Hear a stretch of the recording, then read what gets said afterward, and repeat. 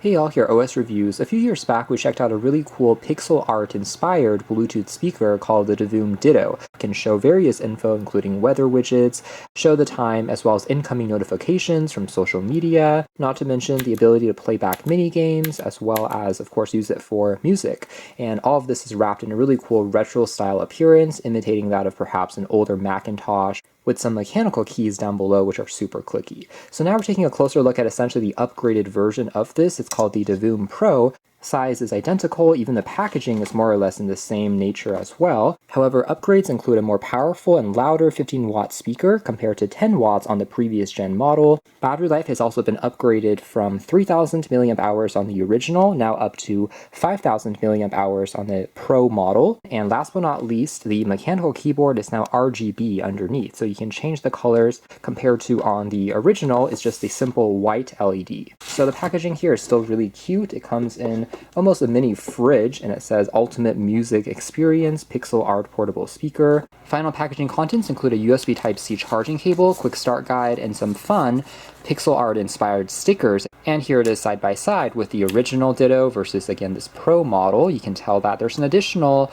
control key here down below that you can tap on, playing and pausing the music, although the other buttons here are still largely the same, including the size of the pixel art display is also identical. And Divoom is a company that specializes in this type of display tech. So aside from the speaker, they also have it in various bulletin board forms, bigger displays for advertising purposes, and smaller ones too, such as the Ditto here. Speaker is on the very top. Interestingly, the shape of the mesh is now in a octagon versus a circle on the original, so a little bit larger space.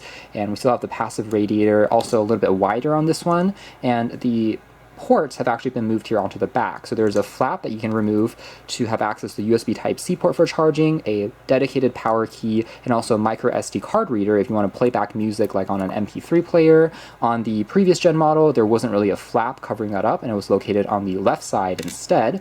But everything else is still mostly the same. The actual display part doesn't really pivot or move, just like on the original. And then on the very bottom here, we have still 4 soft touch rubber feet that prevents it from sliding around, but this time with a little bit of extra grooves for more sound to come out of. And here we have the boot up animation.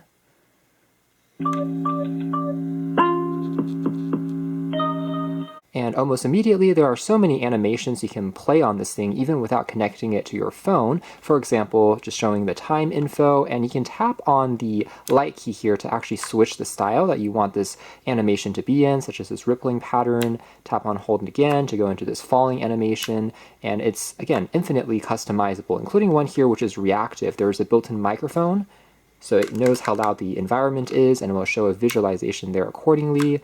It's a sine wave representation, so on and so forth. So a lot of different options that you can flexibly play around with.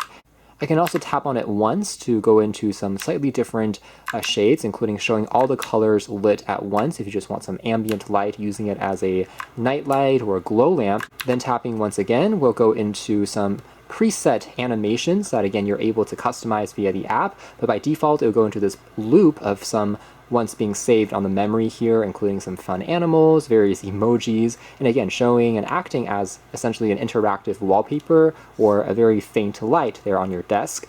Unlike other retro-styled pixel art displays, you kind of have to see it from a slightly further distance of around at least 1 or 2 feet. If you're looking at it too closely, it's actually harder to perceive what the image is showing. But with a little bit of distance, it actually looks pretty decent, and you can mostly make out different characters, animations here, which are really fun and playful.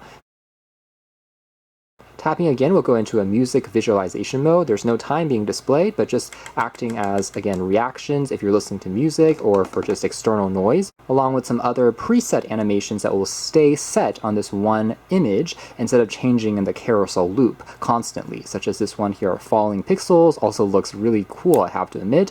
Again, doesn't really loop at all, so it all seems like a very dynamic and reactive experience, so on and so forth. So you get the idea.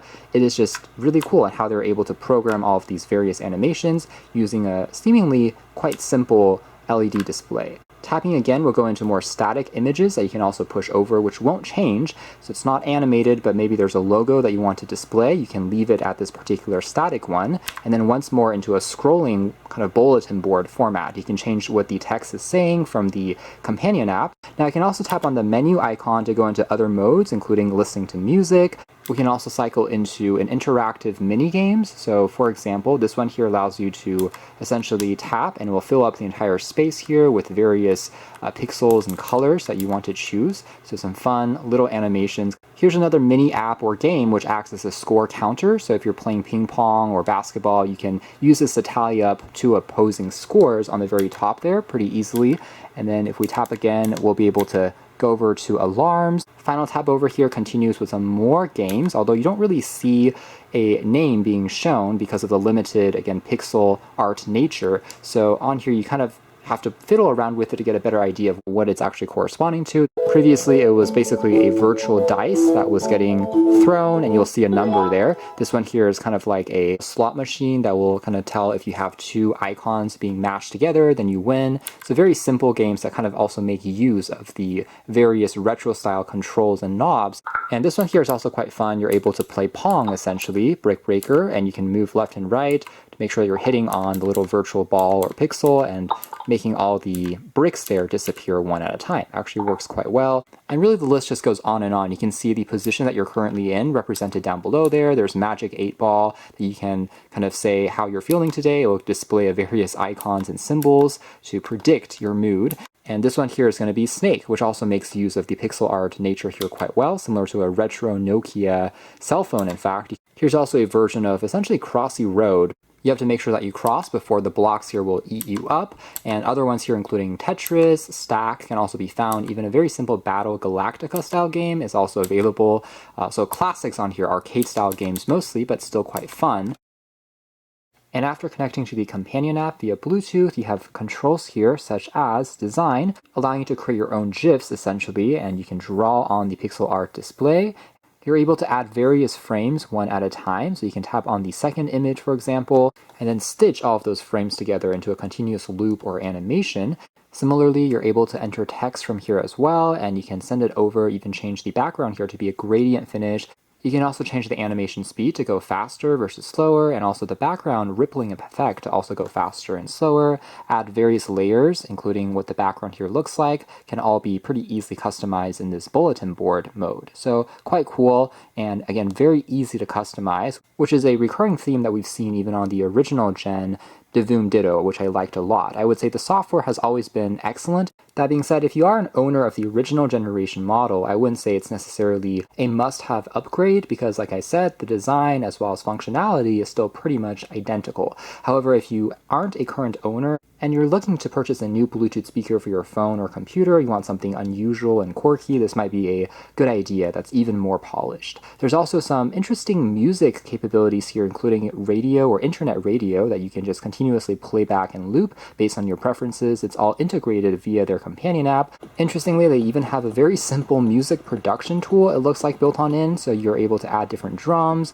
create your own beats and loops in a way that you can then record onto your phone. Pretty simple, but also quite cool in how the animations there will change at the same time as you're playing around with music, and you are able to access a small piano here. I wouldn't say it's the most sophisticated in terms of musical capabilities, but still kind of fun that they're playing around with some of these additional functions. You can even send voice memos over to the speaker. Let's say that it's at a nearby table and someone else is there. You can send them a voice memo and speed up your memo, change even your voice. And there's also a sleep or white noise machine mode as well that will play back a loop of various sounds such as nature. There's going to be creek, water, ocean, snow that you can set to loop for X minutes, including a countdown timer. As you can tell there, a pretty neat application. You can also use it as a noise meter that will tell you how loud it is in your surroundings in terms of decibels, again using the microphone, as well as turn on and off various notifications that you want to pass through to the speaker from the phone. This will show kind of the icon being flashed if you're getting a new message from any of these social media platforms or a text, for example. So quite similar to a smartwatch in that way. Different scenes can also be set up for some additional automation control. for example, during wake up at 7 o'clock, it's going to ring an alarm, and then during that time, it's going to show an animation before then taking a nap, playing some nature sounds, and then doing something else to help you relax. So you can set up different routines,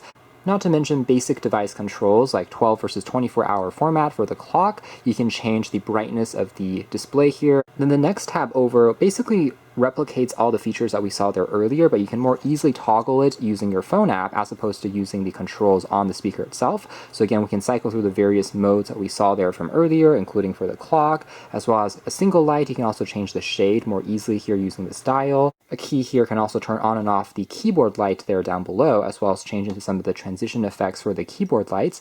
As we can tell there, if you want everything to be continuously lit versus more of that rippling pattern, similar to other mechanical keyboards that we have seen previously, and again, play around with some more of those RGB effects. That was missing on the previous gen model, the ability for you to further decorate it with those customizable lights. Next tab being the carousel of animations, which we saw there earlier, pushed into the system memory. This can also be refreshed. It will take, however, up to 15 minutes for it to take the most popular animations of the month and then keep it into the system's memory. Not to mention a interactive middle section, which is going to have a community area that other folks have shared their creations, again, using the drawing function, animations, and different artwork. And if you like what you see here, you're able to also access those animations, push them over onto your pixel art display. Similarly, you can share your animations if you want to onto their app here as well for other community members to find and favorite. So it's got some social engagement in it. You can easily search by genre as well as a certain logo or name if desired for various holiday themes. You can also find animations here accordingly. Really is quite cool and similar to on a smartwatch where you can change the dial. And now transitioning into a demo of the speaker quality.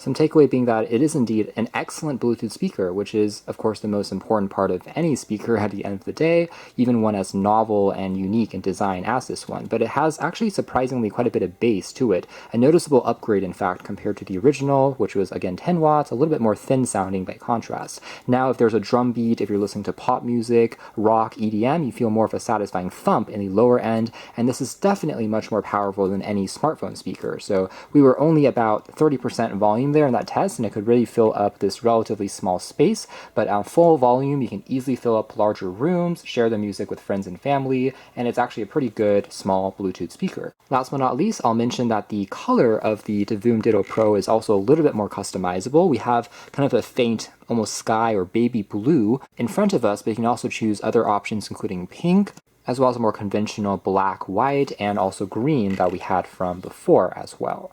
So that is more or less it as far as our hands-on review of the Divoom Ditoo Pro. And as aforementioned, it's not the first time that we've seen this type of design from this company, primarily improving on small details, including the speaker quality, as well as the battery life, and even more animations via the RGB lights on the keyboard section.